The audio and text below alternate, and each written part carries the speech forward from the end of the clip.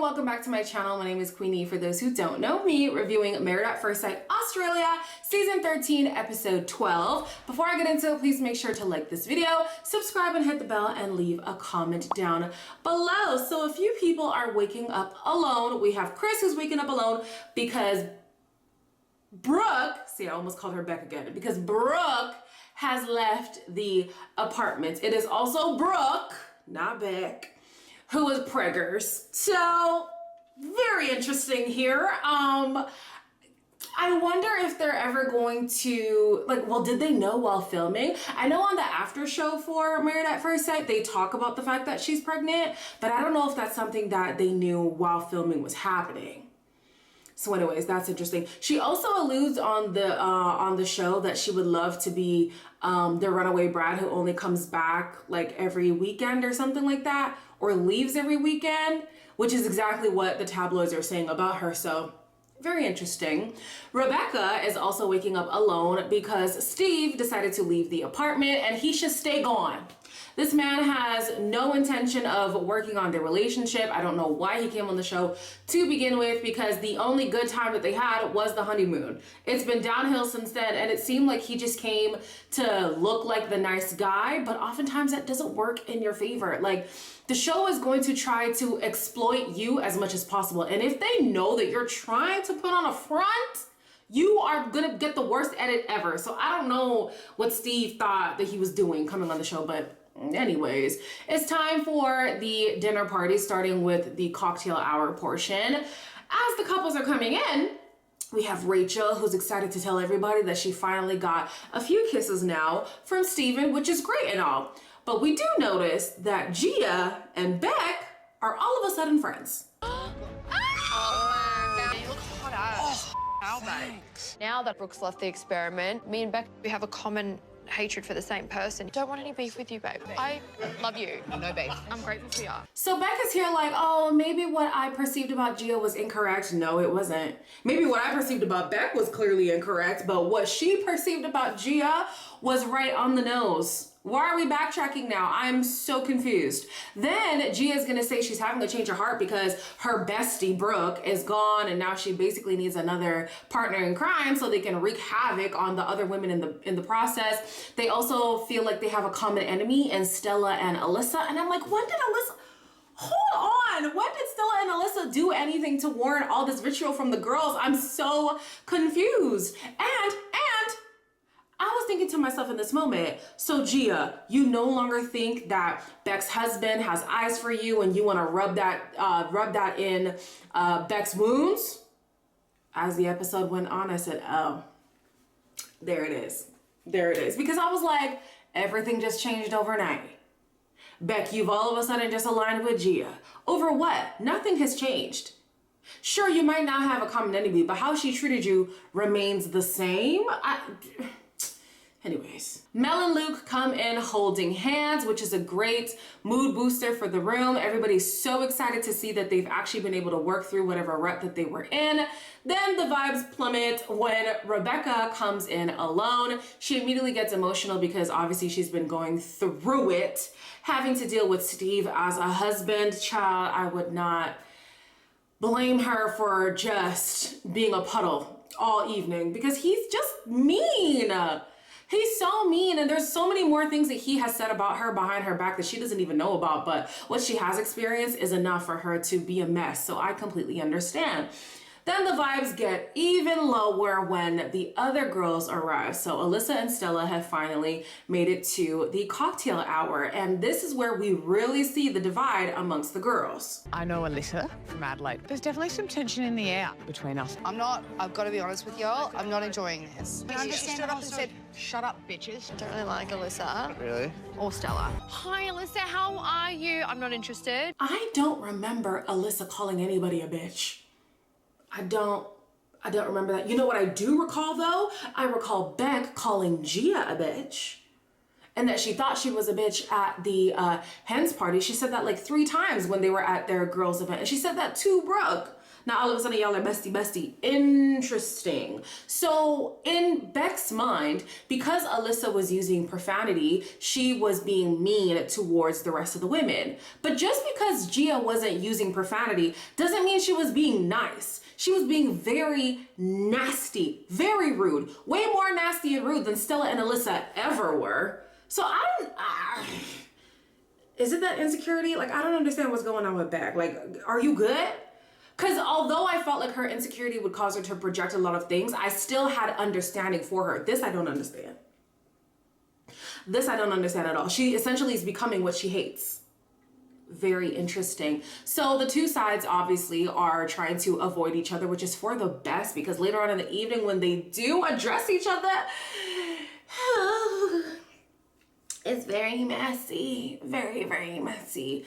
But yeah, I'm also confused on where Rebecca lies, because sometimes she'd be like laughing with the Mean Girls. I call them the Mean Girls. And other times she's laughing with Alyssa and Stella. So I'm like, okay, well, where do you side here? We do know that Rachel does not stand with Gia, Beck, and Brooke at all. She doesn't appreciate how these women are attacking the other girls. And I appreciate that Rachel is at least saying that, because there's not a lot of words coming from enough people for me. This episode, we did get the guys speaking up more, but even the other women in the process, Mel, silent. Oh, there's not many more women now that I think about it. Julia feels a way about all of this behavior, but she's not really saying much either.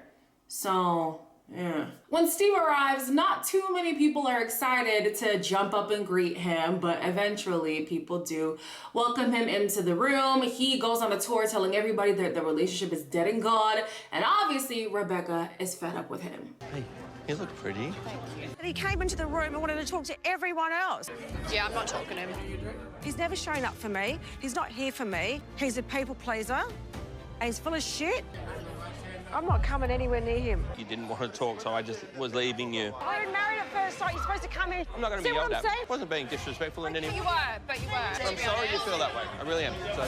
Of the two of them, Steve definitely comes across as the person who came on the show for a platform. Everybody wants some kind of notoriety coming off of these shows, obviously, or why would you go on a reality show at all?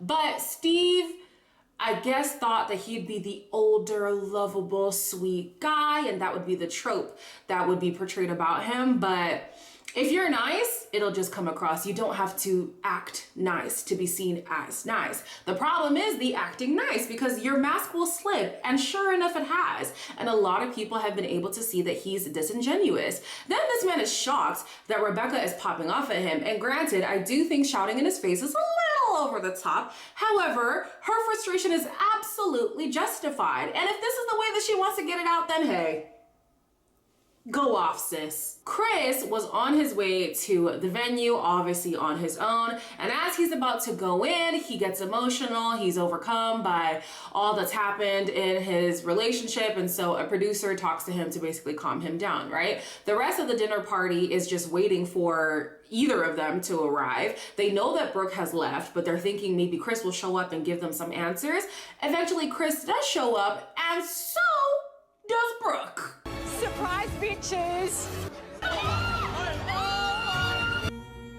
No, surprised, yeah. So there's actually a chance that you might give Chris another chance. Did I say that? I think Stella's trying to give a relationship advice after her 2-week relationship. What is your problem with me? I will not talk with you if you don't listen. You called me out in front of everyone and the experts. Yeah. It's okay. It's okay.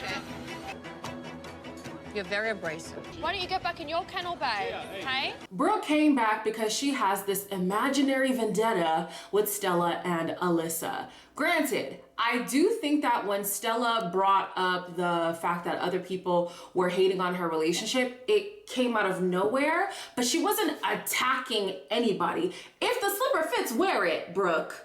You felt attacked because you know that you were the person who she was talking about, but she never called names. So if you're hit, that's your problem. A hit dog gon' holla. A hit dog gonna holler, and here you are barking.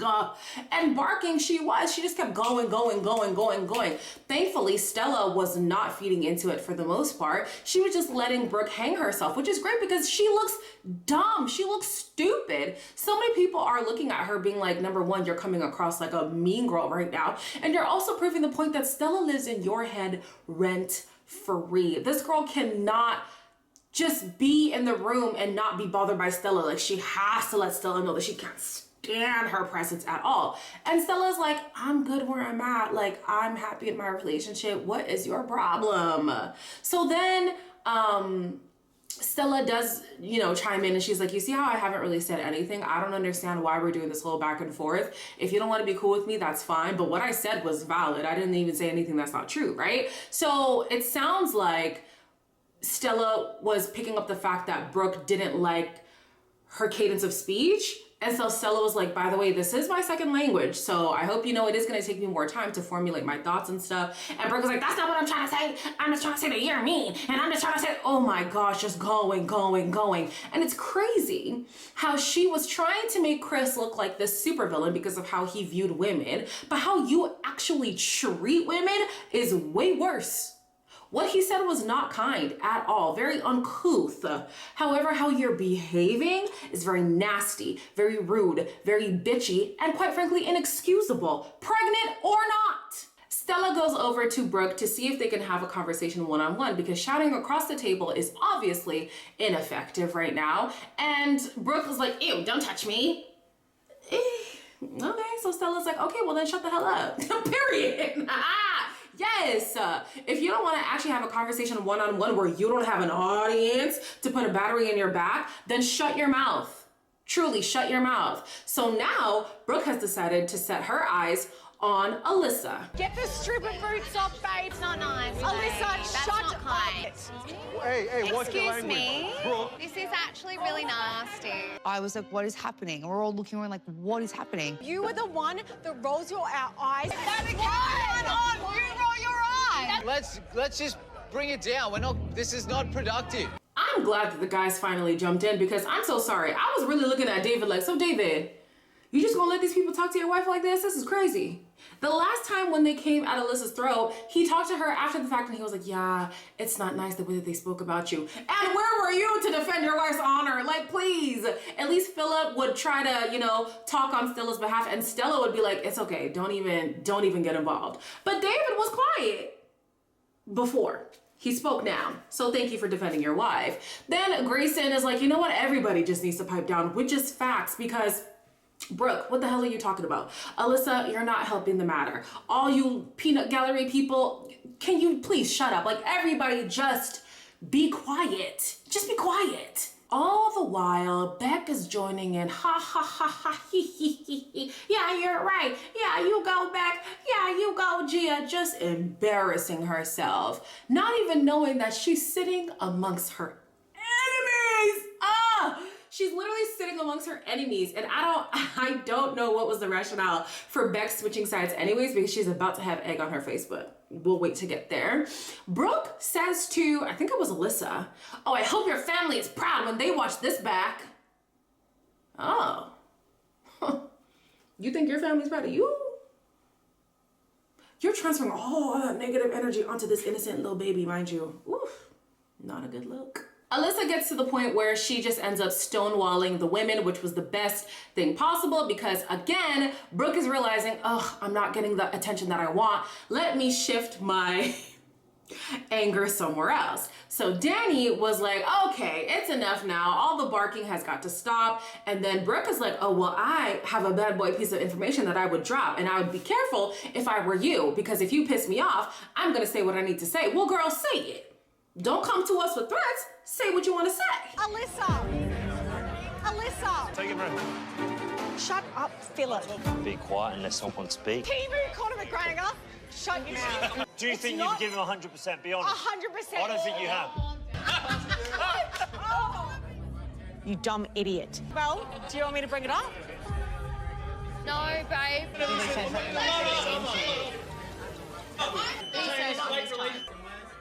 I feel sick. I would have felt bad for Beck if she did not have this performance today. I would have felt bad for her. But you wanted to lie with dogs. Here are your fleas.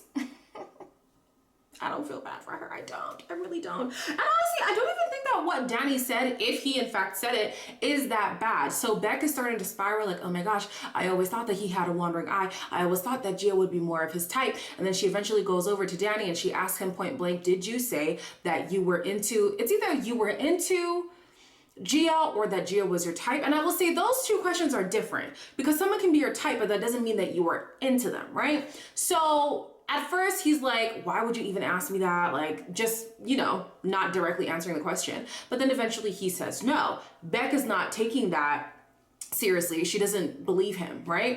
And I'm thinking, okay, is it so bad? I mean, I don't think he should have said it, especially to the person who he's referring to, but is it so bad for somebody to say, yeah, this person would be more my type? That doesn't necessarily mean you want to then pursue a romantic relationship with them. Like, I can look at, I don't know if this makes me look bad, but whatever. I can look at somebody else who's not my husband and say, yeah, typically this would have been somebody who would fit the archetype of what I was looking for. But that does not negate any intention that I have with my husband, any attraction that I have for my husband, or any romantic intention towards that other person who is just an attractive person. Attractive people outside of your relationship exist. That is normal. And it's even more possible that you're not gonna necessarily be 100% attracted to your partner on Married at First Sight because you didn't get to choose them. It's other people deciding for you who you should be married to. So I don't think it's that bad. On top of that too, you are taking the word over Gia and Brooke, who have been so determined to come at the girls, to come at your relationship. All of a sudden, they're the ones who have the most reliable information. We're just gonna fully believe these women? Now, don't get me wrong. I did question Danny's attraction to Beck not too long ago. I was like, okay, if this whole sexual chemistry thing is gonna be this big of a deal, it might just be an attraction issue. So it's not out of the realm of possibility that he just isn't into her. But would I trust Gia to be the one to tell me that? No. Would I trust Brooke to be the one to tell me that? No. And surprisingly, they are the two people who were the only ones who heard him say this. Nobody else can corroborate this story. Apparently Mel was there. Mel was asked if she heard it. She's like, I didn't. I did not hear him say that. So I feel like this is something that you take with a grain of salt, you know? The experts are like, oh, this is gonna be so bad for Beck's psyche. Respectfully, if anything like this is gonna shake Beck so much, then Beck was not ready to be married. Sorry, Beck was not ready to be married because, like, oh gosh, it's just too much, guys. My brain, my brain. These are grown-ass people, you know. These are grown-ass people. The youngest person is my age. This is not good. Danny is adamantly denying that he ever said that he was into Gia or that Gia was his type. The grace that I will give him is that at the wedding, he did say that Beck was his type. I don't know what exactly his type is. He didn't explain, but he did say she's my type. So whatever that means is whatever, right? Then Danny asks Beck, have you even seen me speak to Gia? And she says, yeah, I saw you speak one time. We're crashing out over one conversation. If this man would always seek her out if they were around each other, then I would understand why you would have this concern. But he doesn't. You've seen them speak once. And then he's very focused on you. And he's been very affirming to her too. And it could be performative, but I'm just like, you are causing this to be a bigger issue than it needs to be. She even storms off crying. Oh gosh, it's enough. It's enough. I'm not saying that Danny is telling the truth, but there's not enough evidence to crucify him at this point. I don't think there's enough evidence to crucify him. Maybe I'm wrong. You guys can let me know down below if you feel like Danny is in the wrong here. I just feel like we haven't gathered enough evidence. As always, like, comment, share, and subscribe, and I'll see you in the next one.